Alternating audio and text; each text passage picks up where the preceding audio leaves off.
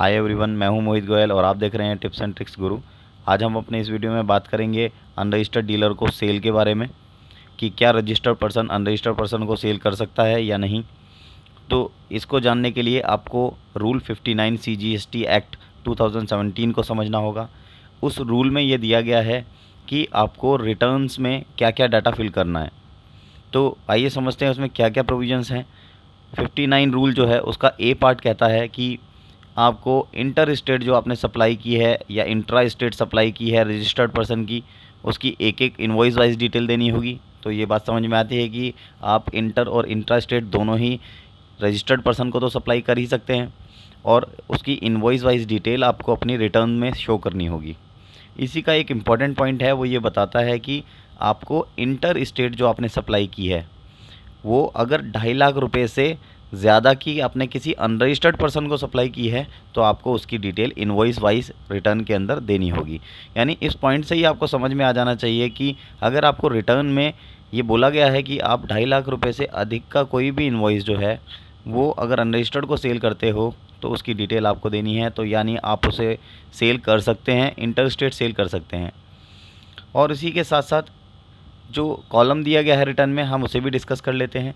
Return में ये बताया गया है 5th नंबर पॉइंट में कि आपको प्लेस ऑफ सप्लाई यानी उसका स्टेट जहाँ पर आपने वो सेल की है अनरजिस्टर्ड को, वो स्टेट, इनवॉइस का नंबर, उसकी डेट, उसकी वैल्यू, जो इनवॉइस पर टैक्स का रेट है वो रेट, टैक्सेबल वैल्यू और उस पर IGST जो लगेगा उसकी वैल्यू यहाँ पर मेंशन करनी होगी।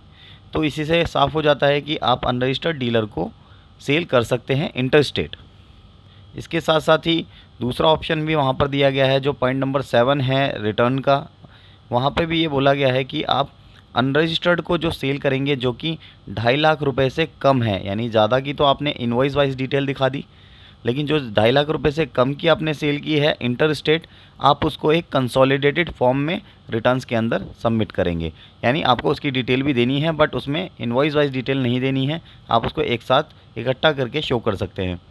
इसी के साथ साथ इसमें जो प्रोविज़न दिया गया है वो ये है कि इंट्रा स्टेट सेल जो आप अनरजिस्टर्ड पर्सन को कर रहे हैं वो टैक्स रेट वाइज आपको डिक्लेयर करनी है। यानी जो 5% का है, जो 12% की है, 18% की है, 28% की है, इसको रेट वाइज कैटेगराइज करके आप विद इन स्टेट आपने जो भी अनरजिस्टर्ड को सेल किया है वो डिक्लेयर करेंगे।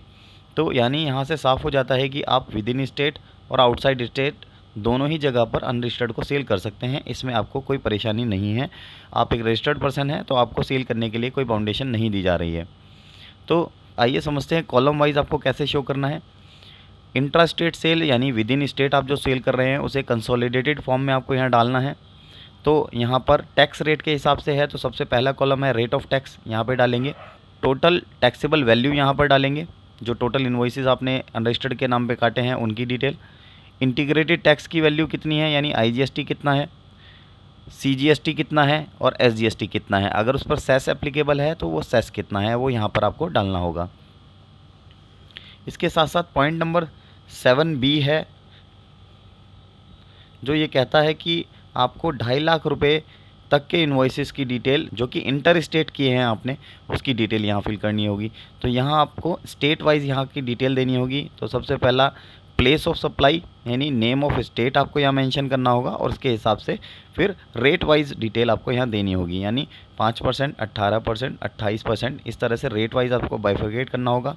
फिर उसके बाद टैक्सेबल वैल्यू, इंटीग्रेटेड टैक्स और उसके बाद सेस अगर कोई एप्लीकेबल है तो वो यहाँ पे आ जाएगा। तो इस तरह से आपको कॉलम में डिटेल फिल करनी होगी।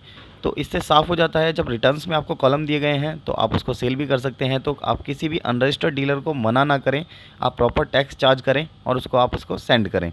काफ़ी सारी दिक्कतें लोगों को आ रही थी, हमारे पास उसके काफ़ी मैसेजेस भी आ रहे हैं लोगों के कि कोई भी व्यापारी जो रजिस्टर्ड है वो अनरजिस्टर्ड को माल देने से पहले बोल रहा है कि आपको रजिस्ट्रेशन कराना मैंडेटरी है। तो ऐसा बिल्कुल भी नहीं है, आप किसी भ्रम में ना रहें। आप अपने अनरजिस्टर्ड बायर को सेल कर सकते हैं। आपका अनरजिस्टर्ड बायर आगे इंटर स्टेट सेल नहीं कर पाएगा और अगर उसका टर्नओवर 20 लाख से ज़्यादा हो जाता है तो उसको रजिस्ट्रेशन लेने की मैंडेटरी रिक्वायरमेंट होती है। तो दोस्तों इस प्रोविज़न को फॉलो कीजिए और प्रॉपर सेल कीजिए। आपको कोई दिक्कत का सामना हो तो आप हमें ईमेल कर सकते हैं, आप हमें क्वेरी सेंड कर सकते हैं, हम जल्द से जल्द आपका रिप्लाई करेंगे।